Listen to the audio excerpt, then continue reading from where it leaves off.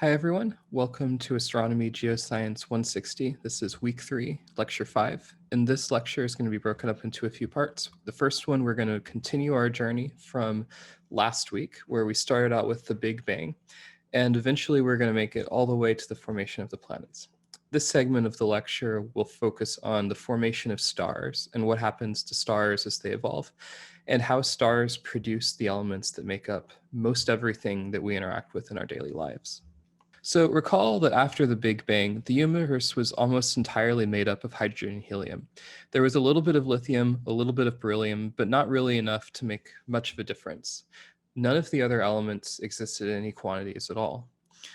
So when the universe was originally formed, everything was collapsing from this uniform field, roughly, of hydrogen helium gas and was being brought closer together by gravity as gravity started taking these very slight overdensities of material where there was just a little bit more material than elsewhere and having everything flow towards it over the first billions of years of the universe's life. And we've seen these beautiful simulations showing how that works.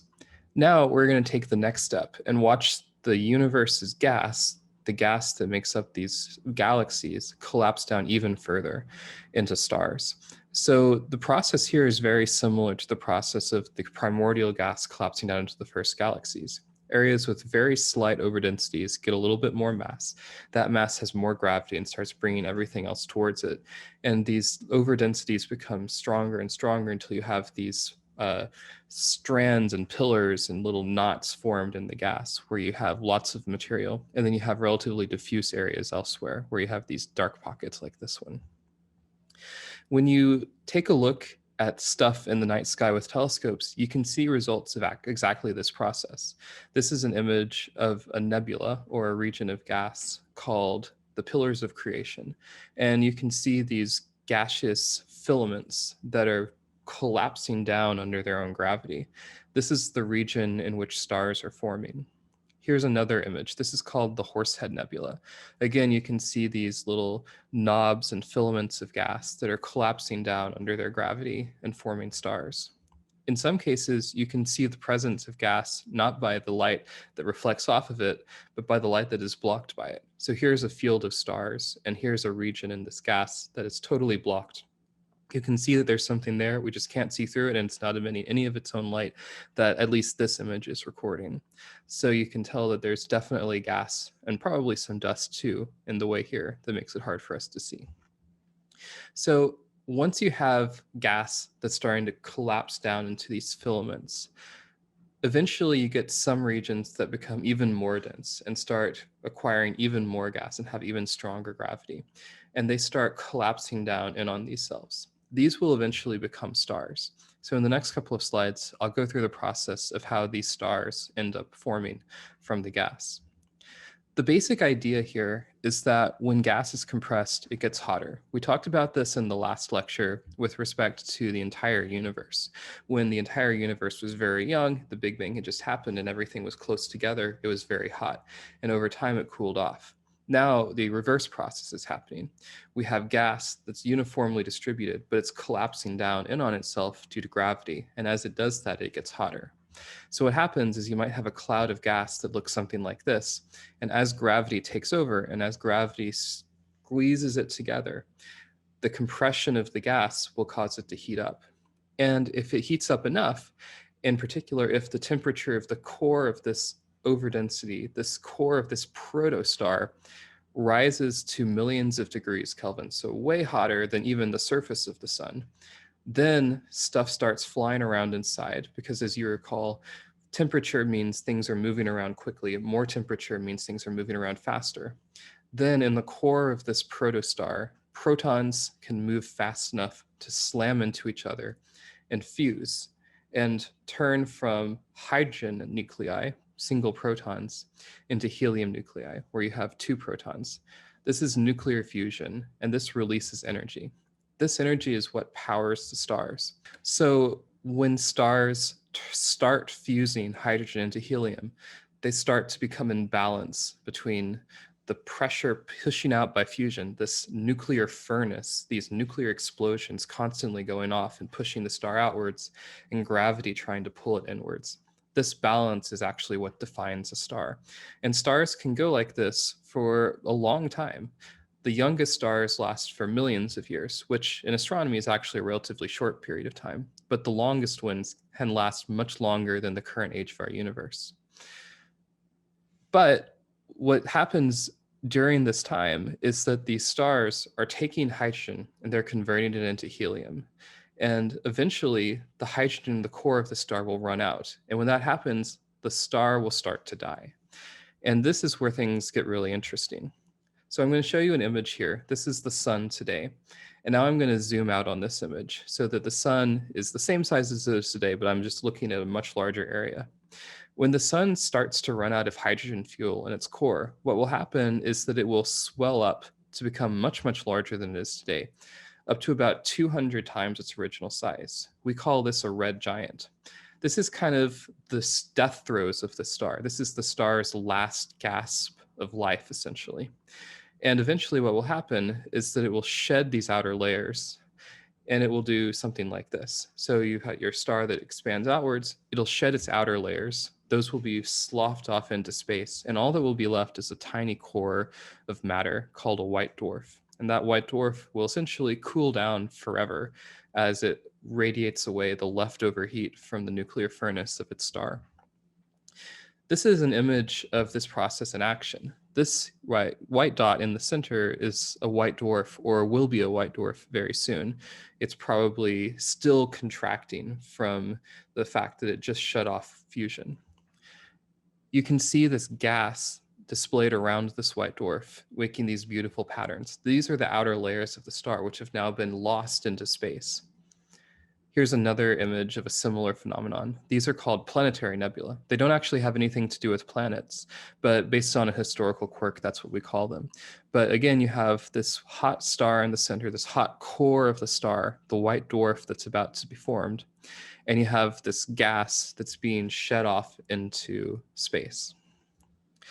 So once this process happens, for stars that are a little bit lower mass than about 8 times the mass of the sun, so that's most of the stars in the sky, what will happen is that they will eventually become these white dwarfs, which are the burnt out cores that will essentially cool down forever.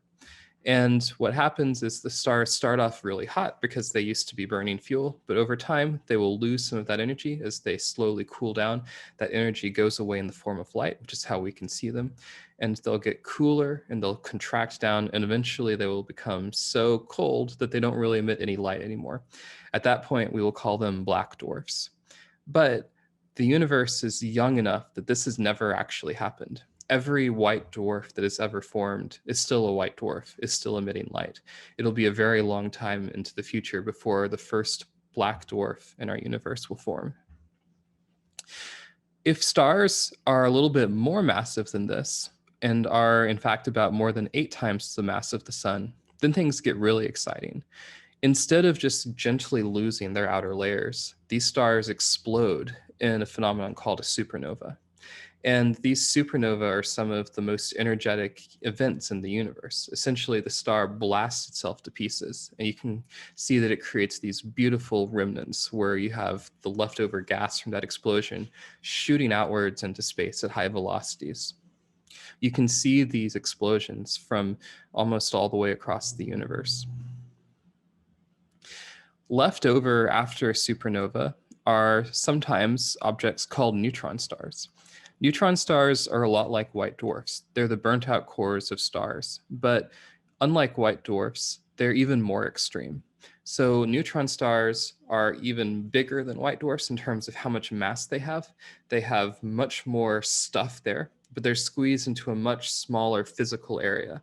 So here is an image of what a neutron star might look like to scale in front of the Chicago skyline.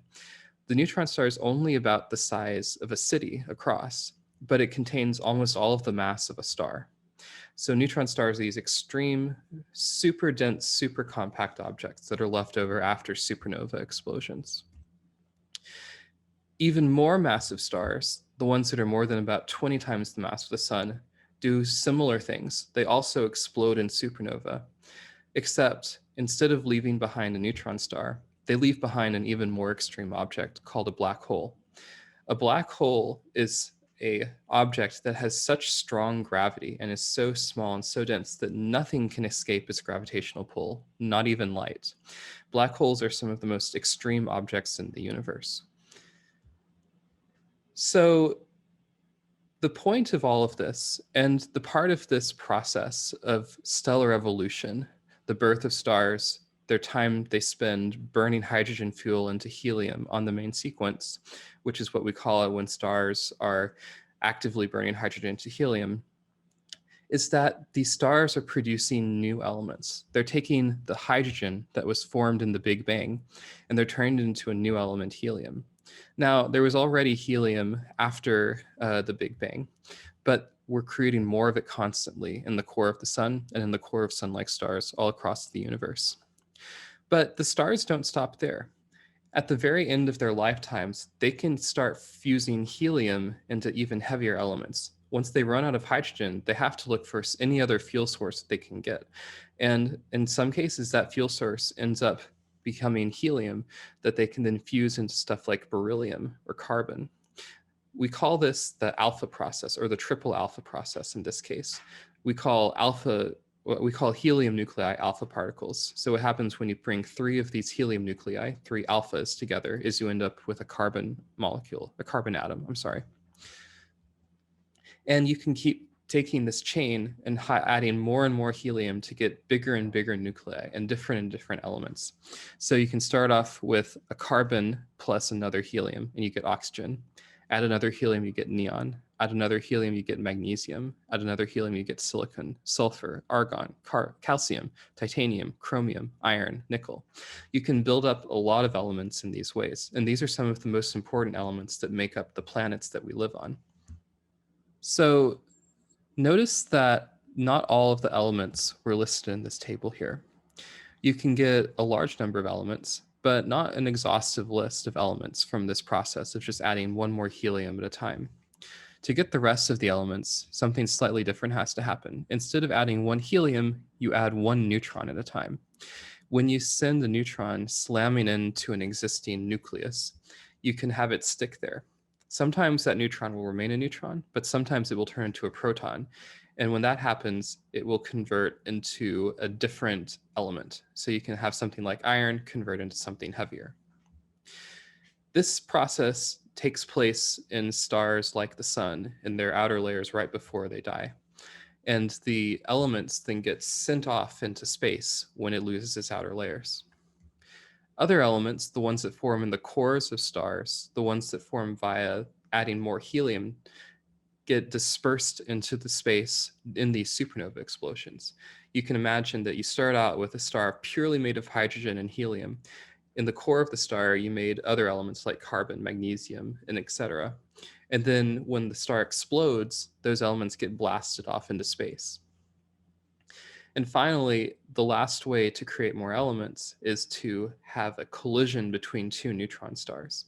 When this happens, you can imagine there are lots of neutrons flying around all at the same time, and these neutrons can burrow into other nuclei and cause the creation of elements in addition to the ones that we see here. So all of these processes can produce new elements, and they can all blast them off into space, where these elements can then mix with the hydrogen helium gas that's already out there. You can tell in this simulation here of a galaxy, you can see that there are supernova going off. They can see these bubbles that are being blasted off. The supernova scatter the material from those explosions all across the galaxy, and they scatter all of these elements into the gas that's already out there. So what happens then is you start creating more stars from this new gas that now has additional elements in addition to hydrogen and helium. And these are the elements that eventually will make up the planets that we live on.